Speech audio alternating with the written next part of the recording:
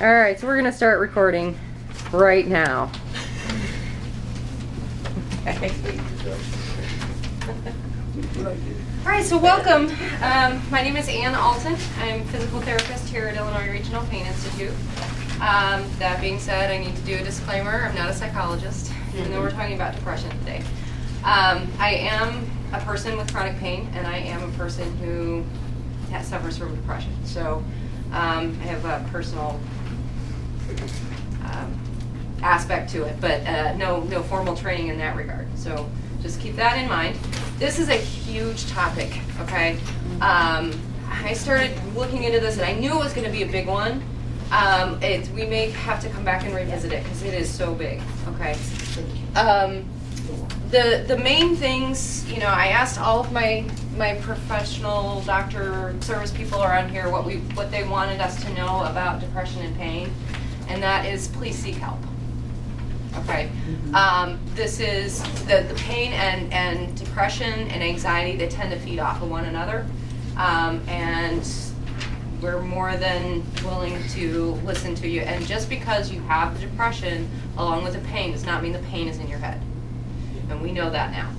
Okay, maybe not so much in the 80s. Those of you who started hurting in the 80s, not so much. But we're getting to a point where we really do realize that the brain is not a separate being from our bodies. Okay? All right, I got it started for you. That's fine. Okay, so the one thing that I learned in doing the research for this is that, well, one thing, there's a lot of things I learned. But mainly that the symptoms of your depression, not just that you have depression, but also kind of the other things that go with it, can help to determine some of the cause and some of the treatment that might be more beneficial to you. So for example, if you have depression and anxiety, that's a different direction than depression and brain fog. Okay? So if you have some of these other things that may indicate that you have some issues with one or the other of some of the neurotransmitters and some things. So that also leads us to, you know, whether or not to do medication. That's a sticky subject. It's something that everybody needs to consider on their own. There are some supplements in that are out there that can also help. I can give you the name of the book that I heavily referenced for this particular topic, but and he's got a ton of ideas in there for just natural things. But again, you have to check with your pharmacist and or RX list and drugs.com, those kinds of things to make sure that they don't interact. Okay. The other thing. We want to know the name of the book. The name of the book. The name of the book is Why Is My Brain Working? Why isn't my brain working? And let me tell you, this guy is Dr. Karazian. He is wicked smart. I heard a podcast by him. For you guys that do podcasts, the Underground Wellness is a really fabulous podcast, and he has a lot of really great people on there. But I heard him do something on, you know, and basically the other thing that I learned that's kind of scary is that every single neurodegenerative disease, that's MS, Alzheimer's, dementia, Parkinson's, all of these neurodegenerative diseases, they all start with depression. Who, the doctor, I'm sorry. Yeah, Dr. Karazian. How do you? K-H K-H A-R A-R R-A R-A Z-I Z-I A-N. A-N. Wow. And I think it's Dr. KNews.com, I think is his website. drknews.com. Yeah. Thank you. But it's amazing, and he actually, so when he treats the cases of depression that everybody else has basically given up on. Okay? And so when he gets them in, he says, okay, what do we got here? And 9 times out of 10, he sees a neurodegenerative disease that actually will really point to what's going on. So if it's MS, it's inflammation. If it's Parkinson's, it's the dopamine. It's, you know, some other things going on. So that really points him into the direction. So he wrote this humongous book on what kind of his thought process is and what the knowledge base that he's working off of, and what that is. So how he determines depression is basically the short definition that he gives is decreased activity in the prefrontal cortex, the cingulate cortex, which is also known as the limbic system, but that's responsible for all of your emotions and also pain, and your hippocampus, so the memory stuff. So there's your Alzheimer's, right? And people, may think that it's kind of counterintuitive for this emotion and pain center to be decreased in activity when you're in depression. But if you think about, if you practice something long enough, it becomes kind of a shortcut in your brain. So when you first, I've used this before, but when you first learn to drive, you get in, okay, wait, buckle up, okay, what now? Check mirrors, okay, what now? Stick the key in the switch. And you have all of these different procedures to go through. Now you get into the car, you turn it on, and you drive away. Because it's start the car. Autonomous. And it has gotten to the point where instead of all these different procedures, it's start the car. So it's all automatic, okay? Same thing happens when you practice pain and depression, okay? Those things get fast-tracked, they get practiced. I don't know, I'm not grasping that. Okay. I'm sorry, for some reason. That's okay. What happens is that every time you do a certain task, and you can pick anything from, knitting to starting the car, to doing your dishes, to having a certain emotion or memory. Okay. Anytime you practice that gets kind of defragmented, like in your computer, okay? It gets take a shortcut each and every time. You find a more efficient way to get there and do that same thing over and over and over again. So this is why you don't have to think about walking anymore. You just get up and walk. Well, some of us have to think about walking, but after you practice when you're 2 years old, after you don't have to think about it anymore, you don't fall down as much anymore. That's because that's all gotten really practiced and really efficient. Okay. Same thing happens with mood. Okay. Oh. All right. Very much so. Okay. Okay. So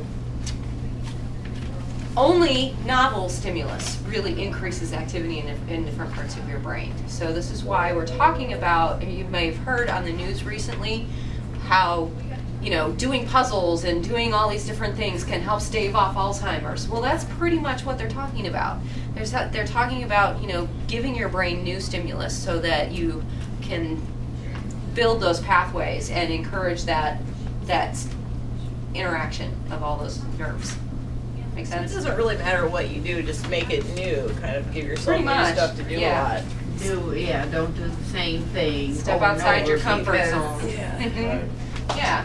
Wow. And that'll help a little bit, okay? Yes. So now, when we talk about depression, anxiety, and pain, there's a couple of things that are pretty. I don't want to say they're simple necessarily, but it's more obvious to those of us who've been through it. First off is grief. Okay, when you have an injury or an illness, there's a grieving process. You are no longer who you were before. Okay, so you have to go through that grieving process, and part of that is depression. Okay, and so just keep that in mind. As far as if you're dealing with the depression, there is a certain amount of depression that is fairly normal and appropriate for what you're going through. Okay. There's another thing that we tend to do when we're in pain, which is to breathe very shallowly. We tend to, right? Because and that actually sends signals to your brain that says we're in distress. We need to turn on the fight or flight system, which then can kick up the adrenaline, which then makes you feel anxious. Okay. So that's a fairly easy thing that you can do if you notice that you're feeling kind of anxious. Stop and go, oh yeah, I can breathe, okay? That is something that I struggle with all the time, especially when I have a back flare-up. I'm walking across the parking lot going, and it's like, okay, no, just breathe. And it actually does help to reduce some of the tension in those muscles and reduce that muscle spasm from walking. However, it's fairly normal when we're in distress to breathe shallowly, and that will make you feel more anxious in and of itself, okay? So, other notice here, if you have a coexisting condition like COPD, managing that becomes a lot more important in terms of your whole mental health, okay? Not to say that managing the COPD is not important, I'm just saying that in terms of when you think about that, that gives you another reason to help manage that COPD. Make sense? Okay. All right. Also, if you have had an injury or that you can get post-traumatic stress disorder, and that's a whole other kettle of fish. You know, if you've been hit from behind and, you know, anytime somebody is fast comes up on you fast at the stoplight, you're like, you know, and then you have the more neck pain. That can also increase the anxiety and depression issues. Okay. That's post-traumatic stress. If you have, okay. Yes. Such as, may I? Mm-hmm. Absolutely. Like, if, say, when you're asleep Mm-hmm. and you have several intervals where you hop up, you just wake up, boom, like Mhm. that. Have you ever heard of Yes. that? Is part of post-traumatic stress? It It's can not- be, yes. It can be. It can be. It can also be a signal that your blood sugar is crashing during the night. Which means Which means eat that, something. yeah, it means that your blood sugar is not well controlled. Okay. It can mean that you need to eat a little more quality carbs and protein at night to get you through that night. Because what can happen is that your blood sugar crashes, the cortisol can kick up, which cortisol is our internal coffee maker. It's supposed to go up in the morning and wake us up and get us moving throughout the day. All right. And if the cortisol isn't kicking up, then your body's going to go into real alarm and kick in the adrenaline, okay, to compensate for no cortisol. So we'll cover a little bit of that here in a little bit, because blood sugar turns out is super, super important for for brain health, okay? And it doesn't matter if you've been diagnosed with diabetes or not, your blood sugar, the way we eat in America today, is horrible for your blood sugar. And it's bringing us down this path that's just kind of encouraging everyone to have really, really horrible brain health, okay? We'll get to that in just a minute. So those are another example of acute versus chronic. Acute depression can give us motivation to change. If we're depressed because we work in a really crappy environment, that can give us that impetus to get out there and change that job, or to get a new career, or to say no to family members if they are just tromping all over, you know, your time and your energy, okay? The number one treatment for acute depression, and no medication can match it, is exercise. Okay, and we'll talk about why that works here in a little bit. The only thing is, how can you exercise with pain? And it's not quite as reliable for chronic depression, because there may be other causes, other things going on. That usually is a little more complicated with chronic depression. Okay? Baby steps. Baby steps, exactly. I'm a big fan of the baby step. If somebody tells you, how many people here have, and you don't have to raise your hand if you don't want to, but how many people here have walked into a doctor's office, talked about all your complaints, and they look at you and say, well, you're depressed? You're like, no, I'm not. Not. No. Okay. And part of it is that, you know, I was like, well, I'm depressed. Yes, because I have pain and I can't do anything, and life sucks right now. Okay.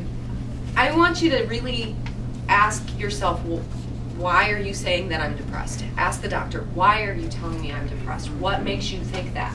okay? Because you may be having some symptoms that you're not quite viewing as depression, but it's kind of an early sign that, you know, this is something that's going on with you that is going to possibly inhibit you getting better. Okay, because remember, the pain and depression, they feed off of one another. So if we're in this downward spiral, if at some point we can get that spiral to reverse, whether it's with depression or with pain, then, yeah. Is typo? No. No, okay. No, I always told I'm anxious. Oh. Nervous, yeah. Oh. Bad on the knee, like Oh, she nervous. cute. We're going to the doctor. All right, so, you know, I mean, that's, yeah, why do you say that? Is it because I'm fidgeting? I'm fidgeting because I can't sit still because my back hurts.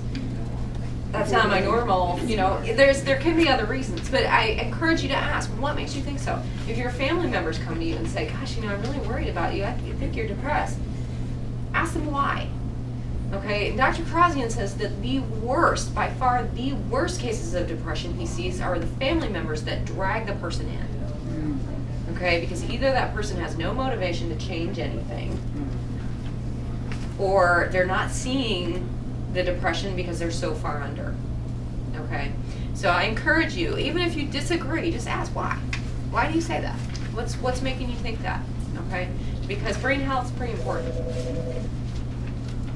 All right.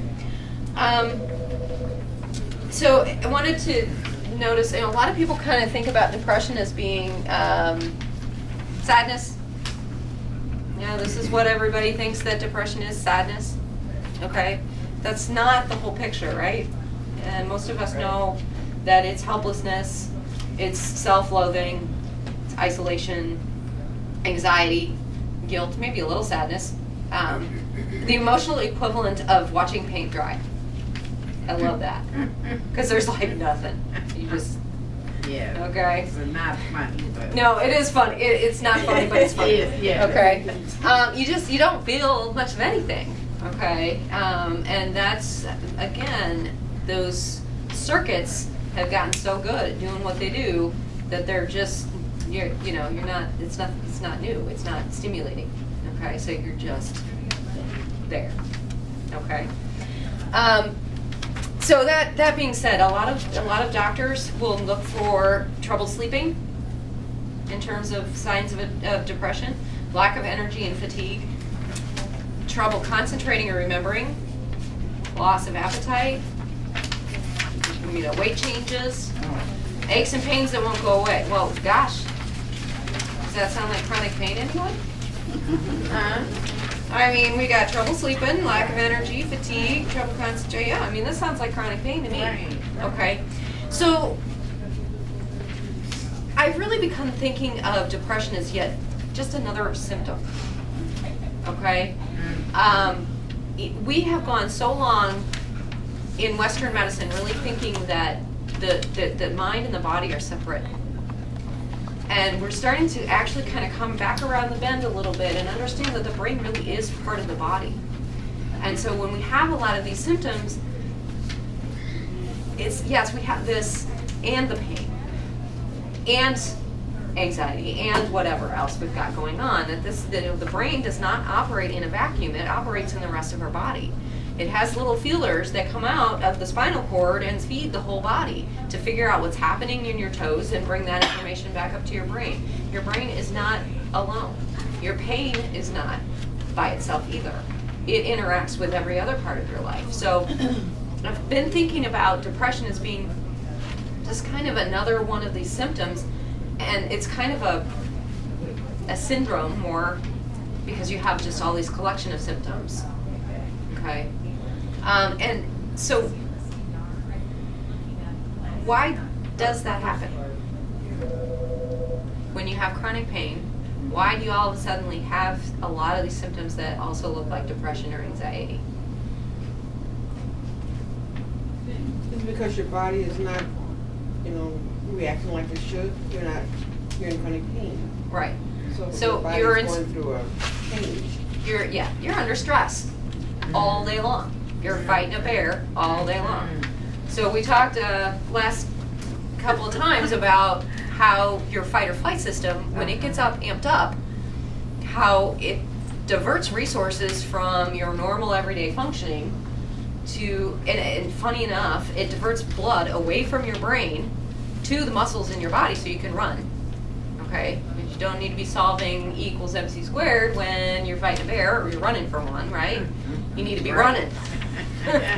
Okay? And so when you're under fight or flight all the time, that has a lot to do with it, okay? The other is that we have limited resources, okay? When you're busy dealing with one sort of stress, you don't have resources for all the rest of your stressors in your life, okay?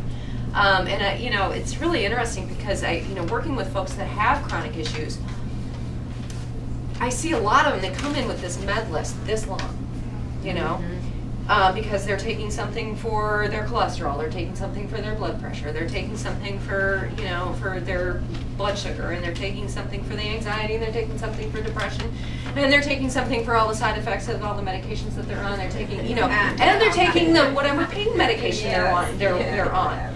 And you know how many, I started taking an impromptu poll, how many of you actually had those problems before you got injured, or before you started having the pain?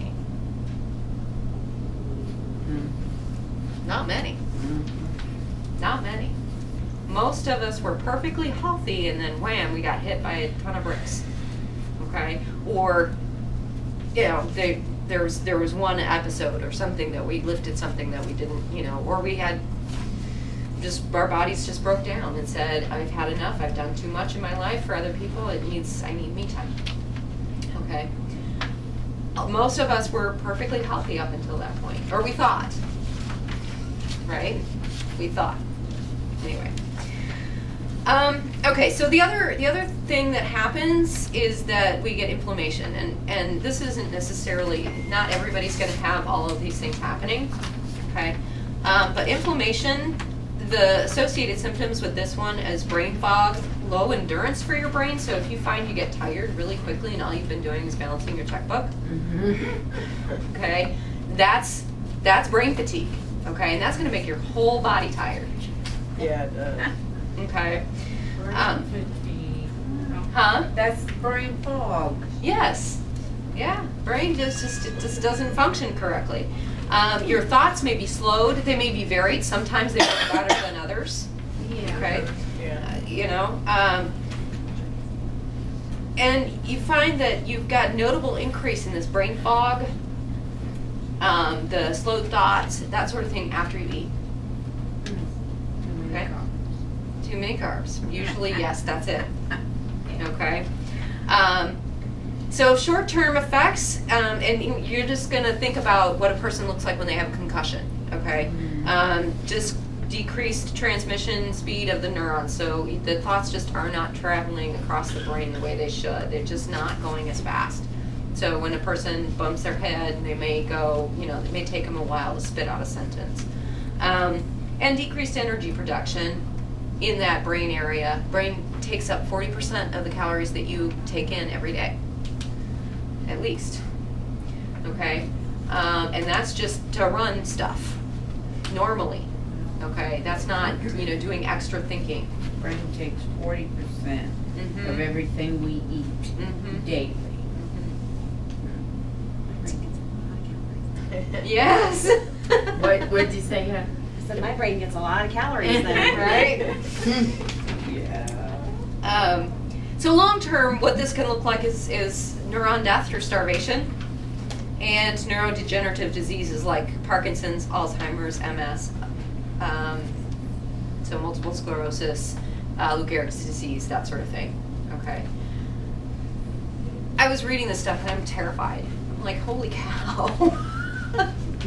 If I don't do something, I'm going to be in trouble, right? I'm going to be that person that is on the Alzheimer's unit and everybody's chasing. So what inflames the brain? Okay, high carb diet. Turns out that blood sugar crashes and high blood sugar are really, really stressful for the body. So we turn on that fight or flight system by putting our bodies through this excess stress. We will go into a little bit more of the stress and the cortisol responses in a little bit. But one way to know if you're having too many carbs is if you crave them. If you do what? If you crave them. So if you crave them, you're having too many of them? Addicted to carbs. Pretty much, yeah. And actually, especially after a meal, like you want dessert, you have to have dessert. That's a really, really big sign that you're eating way too many carbs at a meal. Gotta have chocolate after tater chips. Yeah, something like that. Okay, so what happens then is that your blood sugar goes up because you just loaded it up. And then it goes. And then your insulin works really, really hard because it's got all this stuff that it's got to put away. The insulin is what puts the sugars from your bloodstream into the individual cells so the cells can use them, okay? So insulin's that messenger, right? The insulin starts to work really, really hard because we've got a lot to do, and so we're going to need more help than we normally do. So it brings in more insulin, puts things away really quickly, and then all of a sudden you're left with no blood sugar. So that's why you want more. Huh. Okay. What ends up happening with this is that the insulin production system, the spleen, it's really not the spleen, pancreas. At least motion to the correct side. It gets worn out, and so then you end up with diabetes. Okay. All right. Low circulation. Your hands and feet always cold? Nose cold? Yeah. So that can be low circulation. Chances are, the heart pumps from the center, and the areas distal are the areas that get it last, including your brain, which is uphill. Okay. And in actuality, the low circulation blood pressure ends up being kind of important with this. So if it's high or low blood pressure, you may not be getting the really good circulation in your brain like you should. Okay. Kind of makes me happy that there's actually a reason. Yeah, I know, right? You're like, wow, there's actually a reason. This Wow, is it's not just in my head. too much information. I mean, it's great. It really is. It is. Well, like I say, there's a lot in this. So if you guys have anything at any one point that you want me to go into further in depth on, because I'm just kind of scratching this whole surface. If you want me to go in further in depth, just let me know, and we can do a whole session on just that area. Other things that can cause inflammation of the brain, obviously head trauma. Okay, hitting your head. Some of us have had multiple head injuries throughout our lives. Okay, turns out that's kind of cumulative. Okay, if you don't rehab well the first few times, that can accumulate. Okay, this is why we're having issues with our football players and our pro wrestlers who are going off the deep end and killing people and killing themselves. Yes. Turns out that's part of their problem, is this brain inflammation. Okay, there is hope.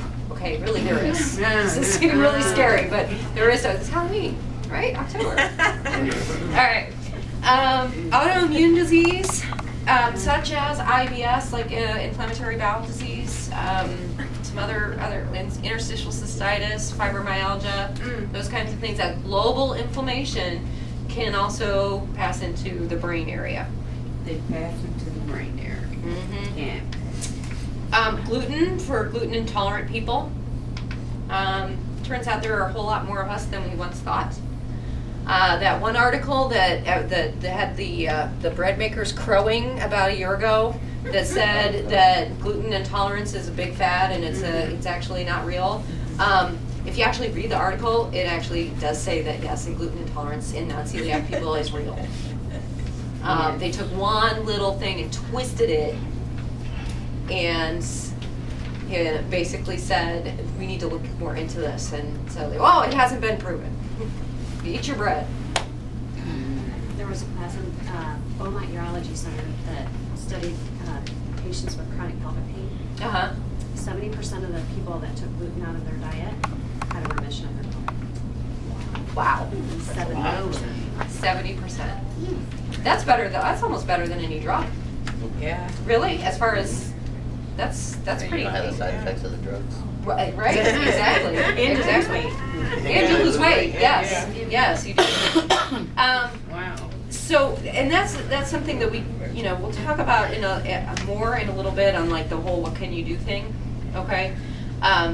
Alcohol, drugs, smoking, those can impair the circulation, all right? Smoking in particular does impair the amount of oxygen that gets to your brain. The brain really needs three main things. It needs stimulation, it needs glucose or sugar, and it needs oxygen. Okay? So those, Stimulation, glucose, and oxygen. yes, and actually that I think I listed You did. later on. So, Okay, honey. so we're Thank good. you. All right. Pollution, again, systemic inflammation and a compromised blood-brain barrier. Interesting thing, have you guys heard about GABA as being something that you can buy over the counter and it can help you sleep and kind of help with anxiety and all that stuff? Turns out it really shouldn't work.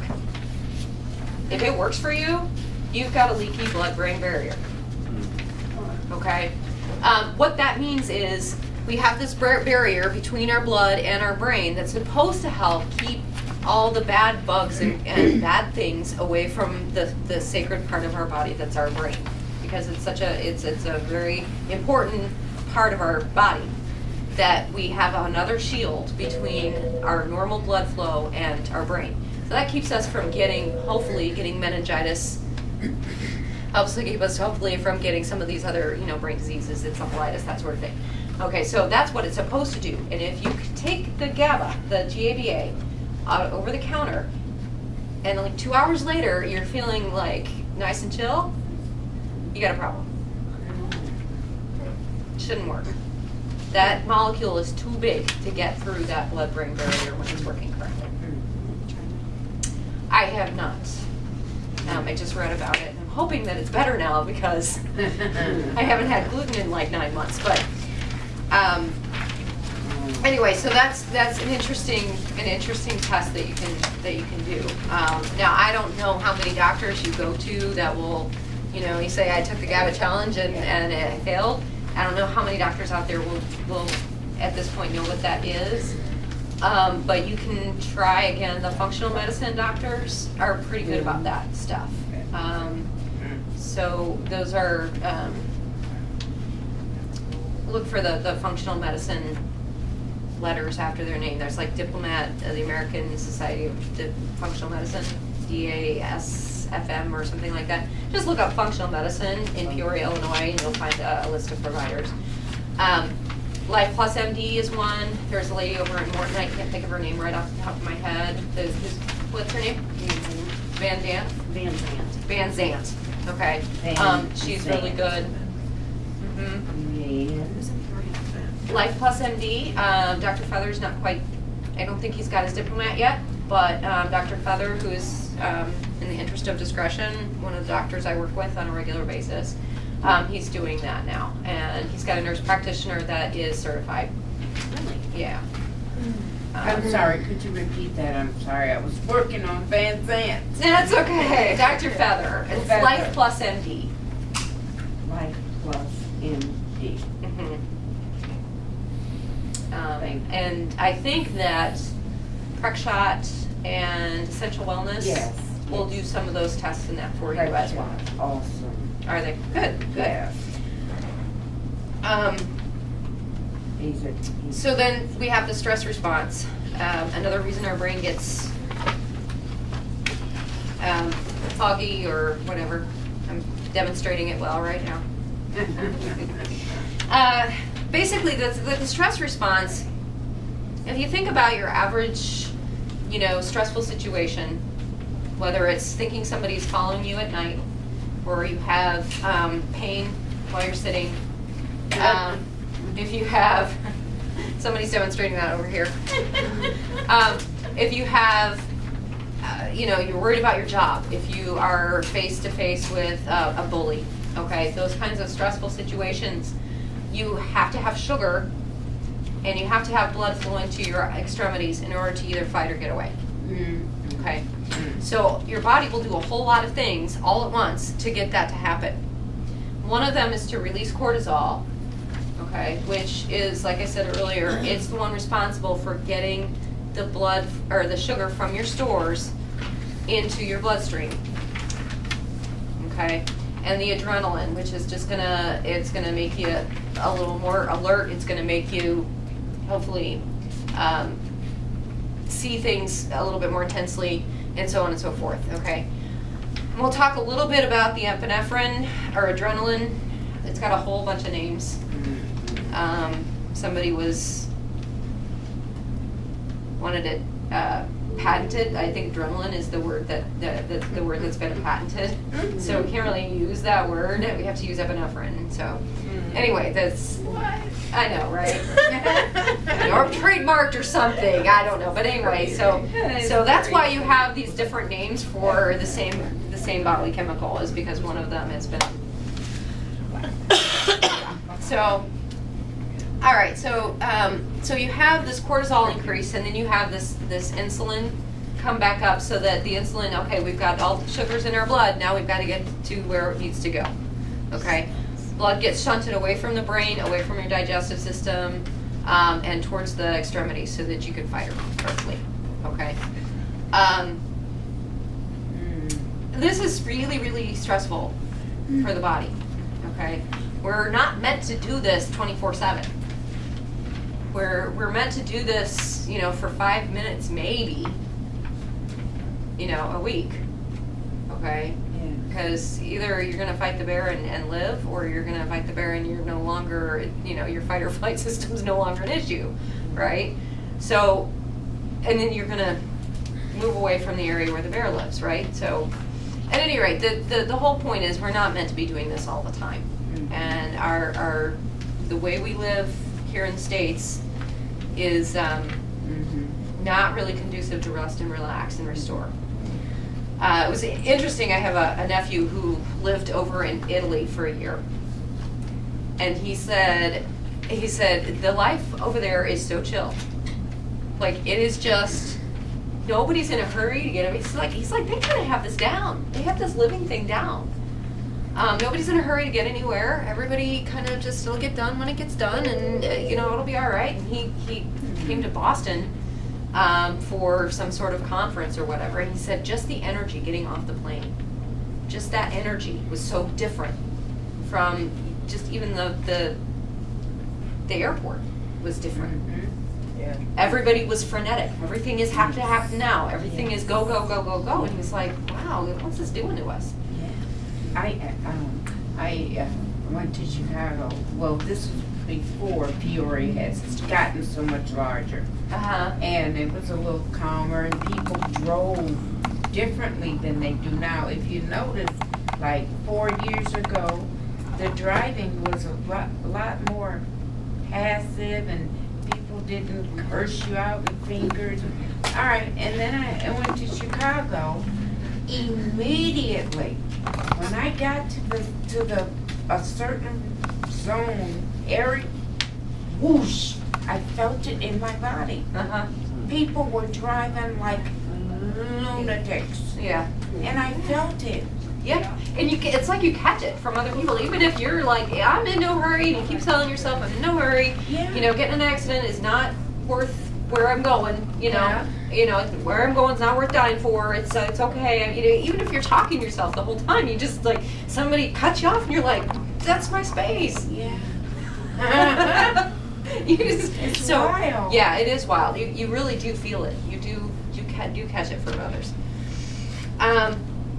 All right, so then the other one is neurotransmitters. I've listed a few of them here. This is where you can kind of get your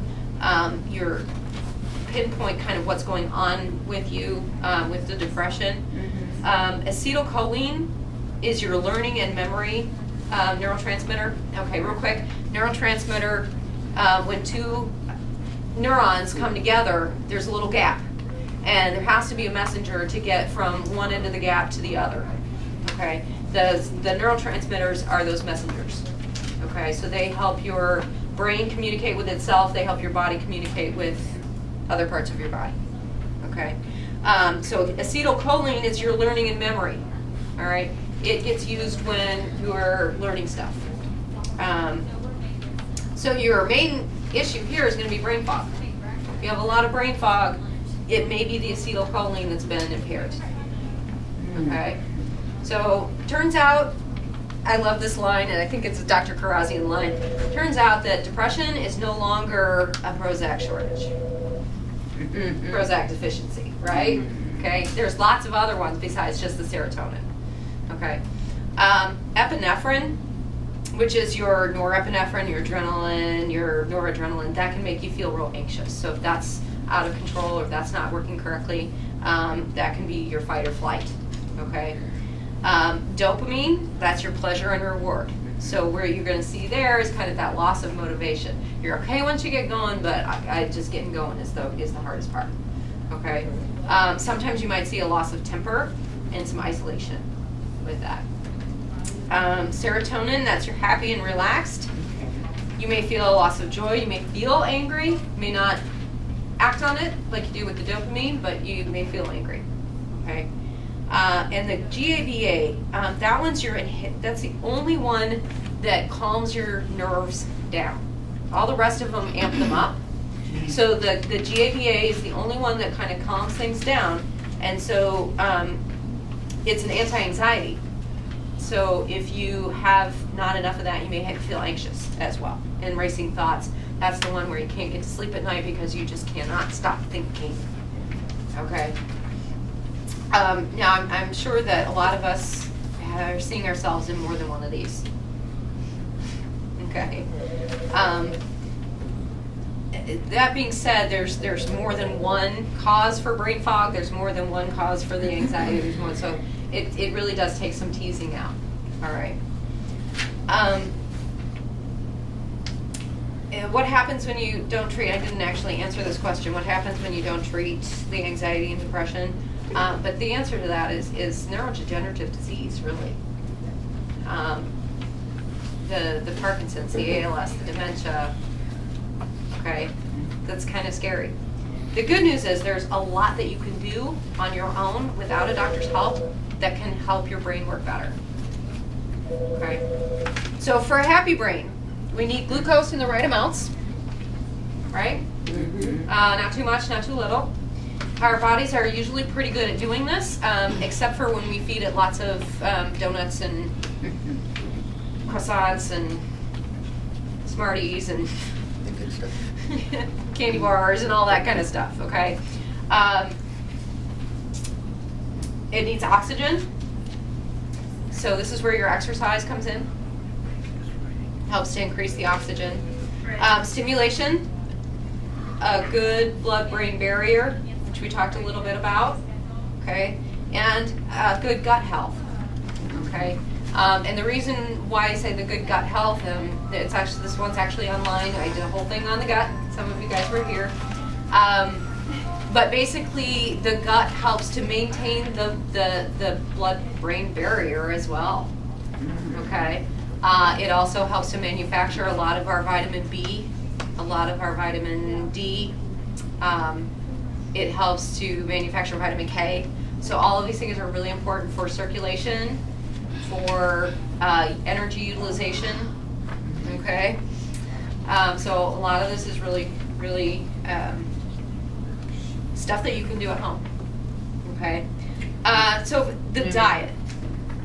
I'm sorry, huh? Sure. Good, you mean you can do it home, such as you mean taking supplements like vitamins, certain vitamins. And taking care of yourself. And, okay, Yeah, self-care stuff. make sure. Which is what we're going to do, right? Yeah. Okay. So, gluten.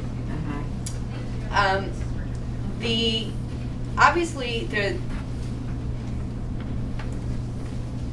there's some controversy about gluten.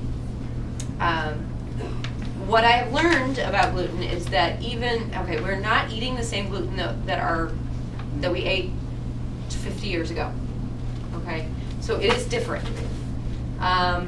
It has been selected for, so we're using, there's higher gluten content in our wheat. It's not the same kind of gluten that we had before. That said, when they take ancient strains and they give them to people and then measure the intestinal permeability, in every single human being, gluten increases your intestinal permeability.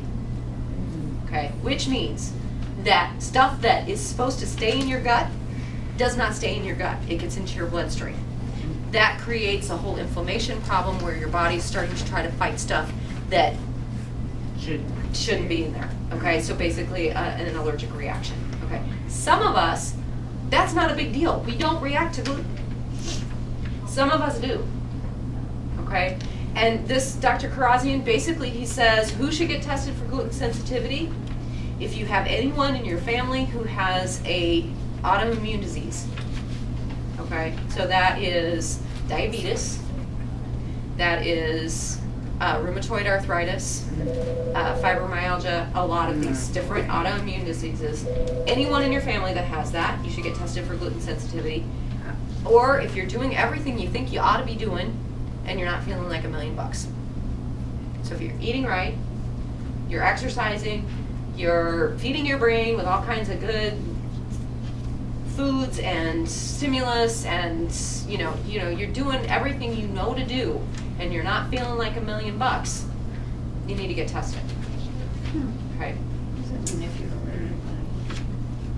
Yes, I would say so. That if you yourself have an autoimmune disease, that you should probably get tested too. Yeah. Does Dr. Feather believe in the gluten connection?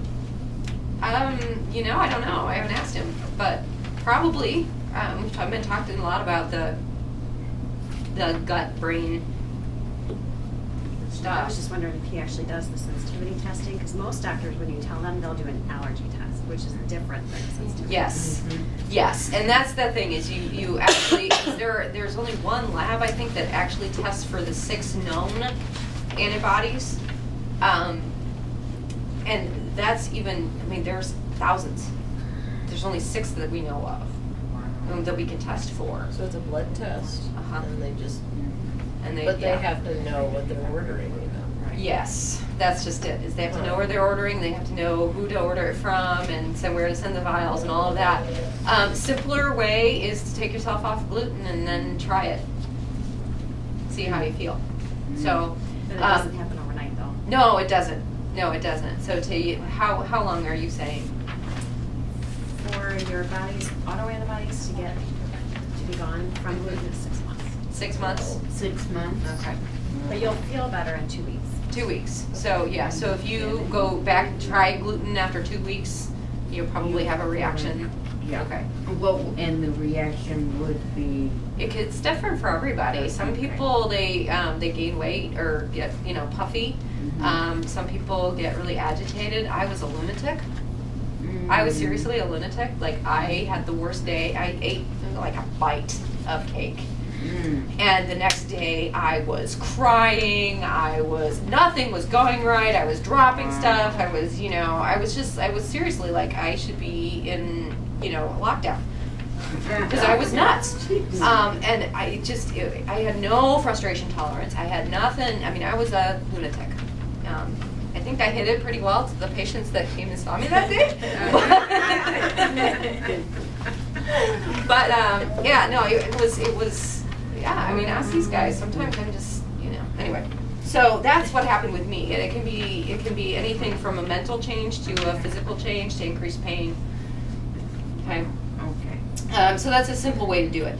Decreasing the simple sugars, including fruits that are high in sugar. Okay. And I don't have a list of these off the top of my head, but things like watermelon and the good ones, right? The grapes and the watermelons. All of the ones that are really sugary. Okay, so even those to watch that. Okay. Exercise as you can. Anything to increase the blood flow to your body is fine. Okay, so even if it's just your ankle rolls. Yes. Okay, Yeah. that's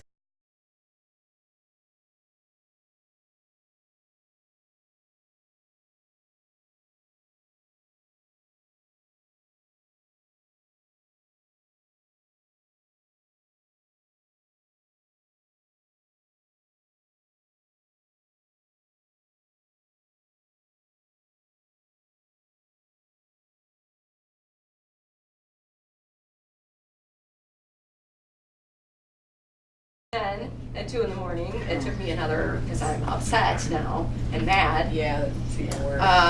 You know, it took me a good 2-3 hours to calm down. Yeah. But I did. You know, the next day I texted him. I said, "Look, you know what? That just really was not cool. You can't. I can't have that happen."